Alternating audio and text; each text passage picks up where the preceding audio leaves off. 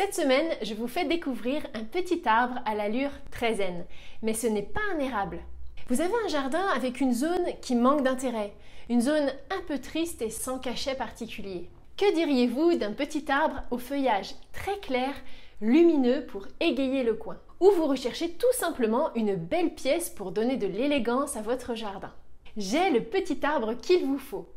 Il semble sorti d'un rêve, je n'exagère pas. Juste avant de vous le présenter, laissez-moi saluer rapidement les nouveaux parmi vous.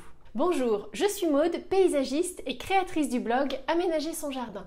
Ma passion, c'est le jardin, mais aussi d'aider les particuliers à embellir leurs extérieurs par eux-mêmes. Je peux vous guider et vous recommande pour cela de télécharger dans un premier temps le livret que je vous offre pour faire le point sur votre jardin.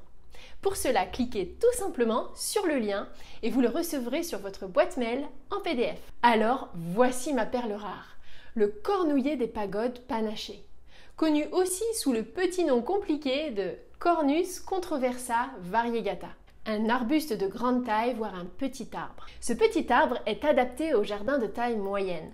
Il ne devient pas énorme, mais comptez tout de même 7 mètres de haut par 6 mètres d'envergure, ce qui est petit pour un arbre.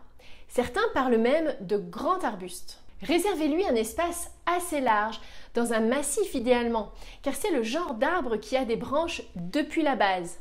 Il n'est donc pas commode de passer la tondeuse dessous. Si vous avez un robot tondeuse qui se faufile partout, là, vous pourrez planter en isolé votre petit arbre sur la pelouse. Si vous avez un petit jardin de ville et que ce petit arbre vous intéresse, il ne faut pas hésiter à le planter à 2 mètres de la limite de propriété et l'inclure dans un massif avec d'autres plantes plus petites au pied par exemple. C'est un arbre que je vous conseille de tailler uniquement si nécessaire, car son port naturel a une très belle allure quand on le laisse pousser tranquillement.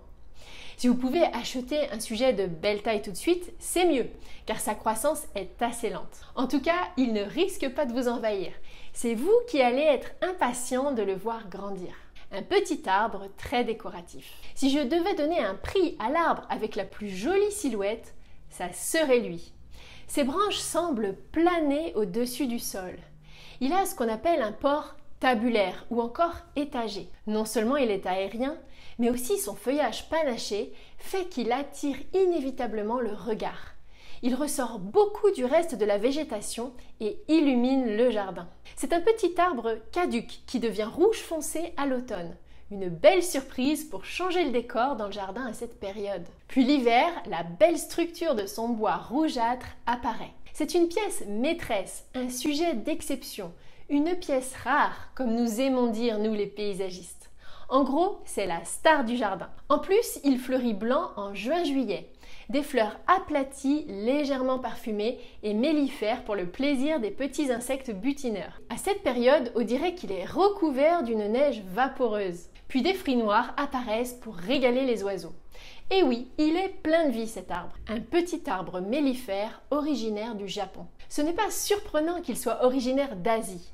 Chine, Japon, Corée, on ne sait pas très bien. Il a cette élégance caractéristique des plantes des jardins japonais. Si vous avez envie d'apporter une touche zen à votre jardin pour méditer sur la beauté de la nature, que sais-je, plantez un cornouiller des pagodes panachées.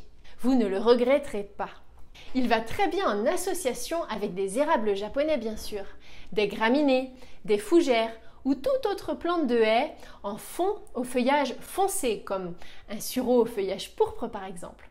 J'ai prévu de vous en parler la semaine prochaine de celui-là. Les préférences de ce petit arbre lumineux. Il aime les sols frais à humides, mais pas détrempés. Le terrain doit rester drainant. Les terres au pH neutre à légèrement acide sont parfaites.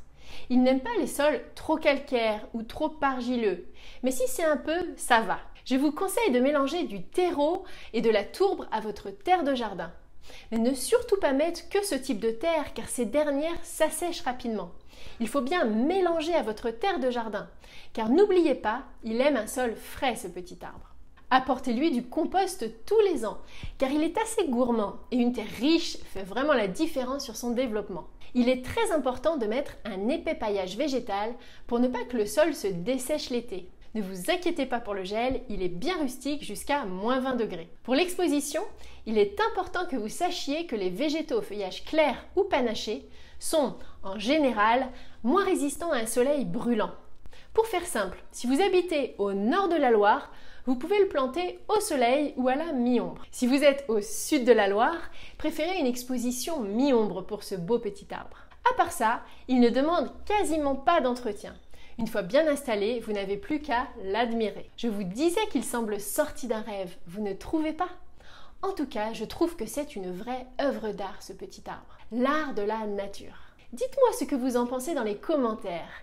Et par avance, je m'excuse auprès de ceux qui commencent à ne plus avoir de place dans leur jardin avec ma série de vidéos sur mes plantes coup de cœur.